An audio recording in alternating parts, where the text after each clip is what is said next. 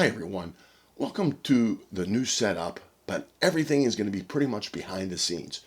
But I thought I'd show you what's going on just to give you a rough idea how I'm going to try and improve my videos, but more importantly, also make it easier for me to adjust my setups as I go. Now the drawing table I had before was very nice.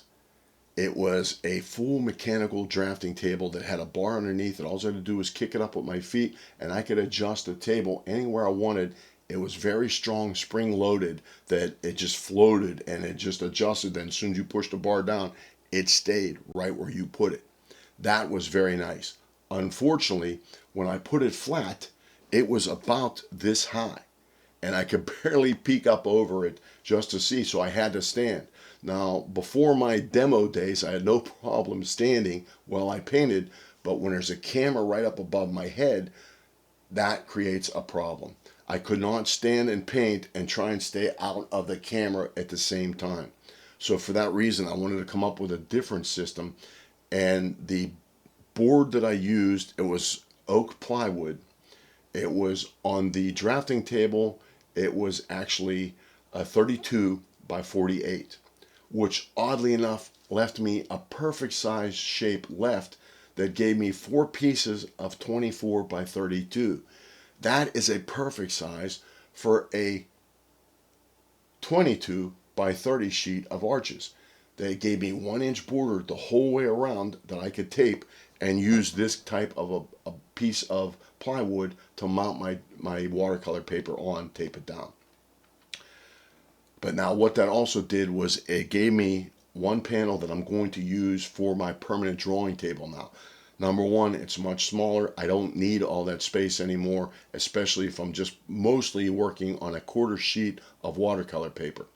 But number two is it also gave me the opportunity to drop it down and work flat, but I added this to it, and what I did was make my own background. Now the drawing boards I've seen that work on angles, they're not as big as I wanted to go and not as solid either. This guy is pretty heavy and pretty solid, but what I did was made it so when it tilts up, I could put this down and just pretty much put it anywhere I want it. So now it's on a nice angle. There's about 5 adjustments back there that'll take it borderline close to about a 15-degree angle. Then the next one would be completely flat.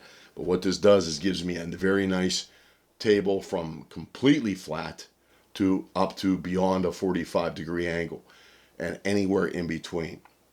Now, number one, it saves a lot of space for me, but that's just for me.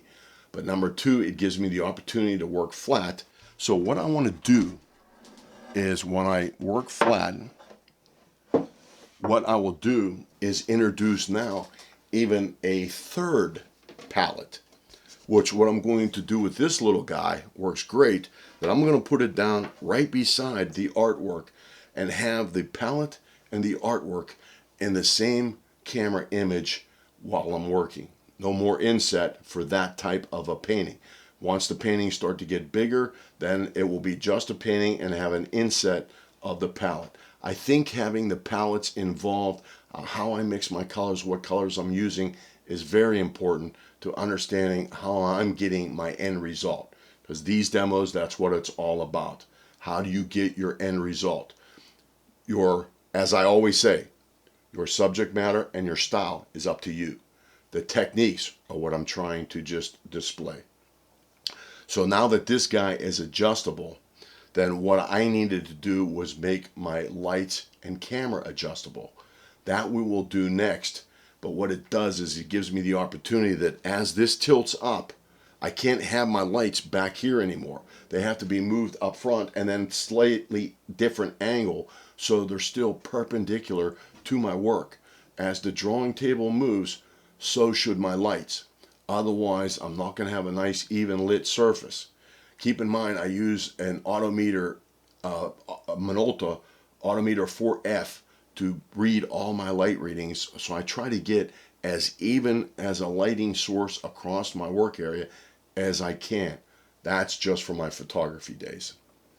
So now, after this is all set up, we're going to introduce a third palette, which I didn't count on, until I'm now able to work really nice and flat, that this will give me the opportunity to do a lot more different types of paintings, different ways, because keep in mind, again, I'm going to be introducing acrylics here real soon.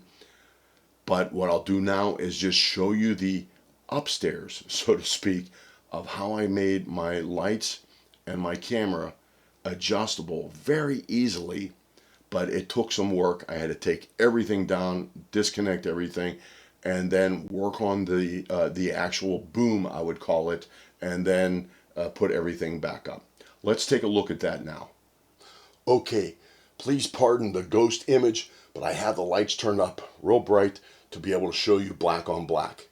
Now what I did was my original 2x6 is right here, and then all I did was put spacer blocks in between them and then put another 2x6 right below it.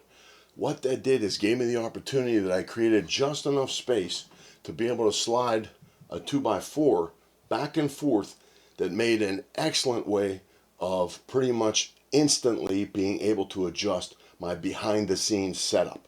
If I want my lights moved, keep in mind that when I have the new table now and it raises up, then I can't have my lights over here anymore for something straight down. As it comes up, then the light should be back behind it more, facing in instead of down. So to get the best lighting I can, coming from a photography background, then what I want to do is be able to adjust the lighting setup for each and every drawing board setup I create. Now what that does is then it gives me the opportunity to slide the lights back and forth just like that. So if I want the light back further, I could just slide it back. If I need it up close, I could just pull it back and leave it right where it's at. No adjustments, no unscrewing, no tightening down, no nothing. Same thing with the camera. If I want to bring the camera back because it's pretty much now the board is tilted up and I have to move the camera back to keep more of a perpendicular angle, then what I could do is just pull the camera out, leave it right there, and that's it. It's ready to go. So for that reason, behind the scenes, it's going to make all the difference in the world for me, and more importantly, the quality of my videos. And if anybody else wants to use this kind of a setup for what they do, I have tons of camera equipment that I built up over the years for both outdoor and studio work, and I haven't seen anything yet that works as good as this. It's so simple, it's pathetic.